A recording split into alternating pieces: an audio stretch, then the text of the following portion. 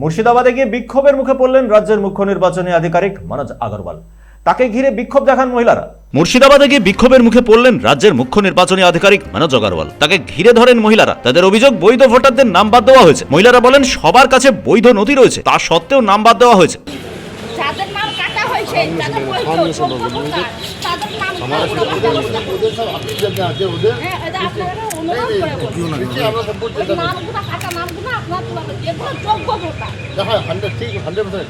যোগ্য voter actually কি আছে, ওটা তো সুপ্রিম কোর্ট অর্ডার করেছিল, ওটা এডজুডিকেশন, ওটা তো জাজ সাহেব করে নেন।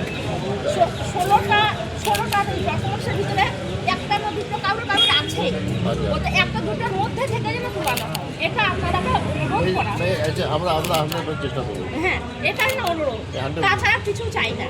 ঠিক আছে, আমরা সুস্থভাবে বাস করতে চাই, যে কেউ কাঁদবে কেউ আসবে, এটা যেন না হয়। কিন্তু সত্যিই কি তাই? দেশের মুখ্য নির্বাচন কমিশনার বলেছিলেন বাংলায় বিচারাধীন রাখা হয়েছে। 2002 সালের ভোটার তালিকার সঙ্গে ম্যাপিং হওয়া সত্ত্বেও কেন বাদ পড়লেন তা জানতে চাইছিলেন মুর্শিদাবাদের মহিলারা, কিন্তু যথাযথ উত্তর দিতে পারেননি মনোজ আগরওয়াল। আবুল খায়েরের রিপোর্ট, পূবের কলম ডিজিটাল।